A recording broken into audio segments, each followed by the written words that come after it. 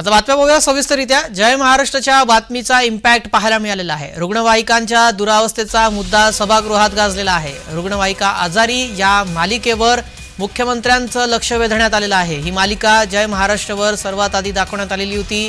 राज्यभरातील रुग्णवाहिकांची दुरावस्था कशा प्रकारे आहे त्या संदर्भातली मालिका जय महाराष्ट्रवर दाखवण्यात आली होती आणि आता याची दखल घेण्यात आलेली आहे आणि हा मुद्दा सभागृहात गाजलाय।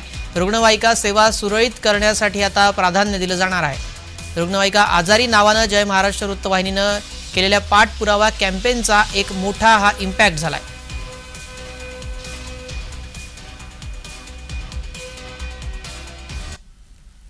दरम्यान जय महाराष्ट्रनं जी ही विशेष मालिका दाखवली होती या कॅम्पेनचा इम्पॅक्ट झालेला आहे आणि याचं लक्ष आता सभागृहात सुद्धा वेधण्यात आलेला आहे आणि हा मुद्दा सभागृहात गाजला। सुनील प्रभू यांनी हा मुद्दा उपस्थित केला, पाहूयात काय म्हणाले।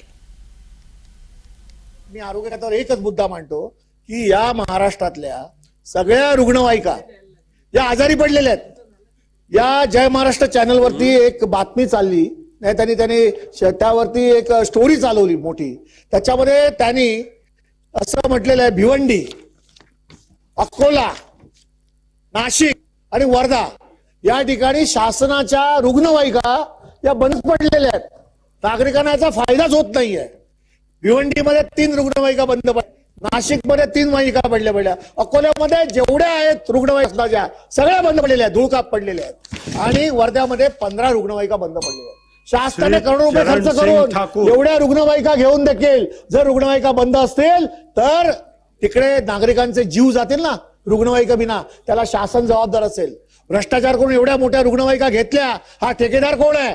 बंद कशा पडल्या? धुळकात का पडल्यात? शासन काय करतायत? अधिकारी काय करतायत? आणि ते मंत्री काय करत होते? मुख्यमंत्र्यांनी याचं उत्तर देणं गरजेचं आहे। महाराष्ट्राच्या सर्वसामान्य जनतेशी खेळवाड करण्याचं काम हे सरकार करते, म्हणून याच्यावरती कारवाई करा।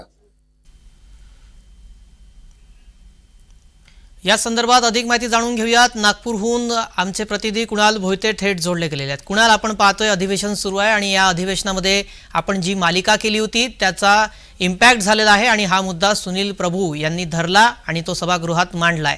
या संदर्भातल्या काही वेगळ्या प्रतिक्रिया आपण जाणून घेण्याचा प्रयत्न केलाय का? काय संपूर्ण प्रकार विधान भवन परिसरात घडलाय? श्रेयस, एकंदरीत पाहायचं झालं तर जय महाराष्ट्र वृत्तवाहिनी नेहमीच सर्वसामान्यांच्या आवाजाला दाखवत असते आणि रुग्णालयामध्ये रुग्णवाहिका आजारी असल्याचं आपण एक मालिका केली होती आणि त्याचे पडसाद आता विधान भवनात देखील उमटलेले पाहायला मिळत आहेत। सुनील प्रभू यांनी पॉइंट टू इन्फॉर्मेशनच्या अंतर्गत हा मुद्दा जो आहे तो मांडलेला होता। खऱ्या अर्थाने रुग्णांचा जर जीव गेला तर याला सर्वस्वी जबाबदार सरकार असेल असं देखील त्यांनी सांगितलेलं आहे। त्यांनी मुख्यमंत्र्यांचं लक्ष वेधलेलं आहे आणि मुख्यमंत्र्यांनी या संदर्भामध्ये उत्तर द्यावं असं देखील सांगितलेलं आहे। त्यामुळे जय महाराष्ट्राने जी काही बातमी दाखवलेली आहे त्या बातमीचा इम्पॅक्ट आलेला आहे आणि विधानसभेमध्ये हा मुद्दा जो आहे तो चांगलाच गाजलेला पाहायला मिळाला। श्रेयस जी, कुणाल, आपण पाहतोय या मुद्द्या संदर्भात दखल घेतली। सुनील प्रभूंनी हा मुद्दा मांडलेला आहे आणि मुख्यमंत्र्यांचं लक्ष वेधून घेण्याचा प्रयत्न केला, मात्र त्या संदर्भात मुख्यमंत्र्यांकडून काही दखल घेण्यात आली आहे का? त्यांनी काय आश्वासन दिलंय? त्या संदर्भातली काही माहिती आपल्यापर्यंत पोहोचली आहे का?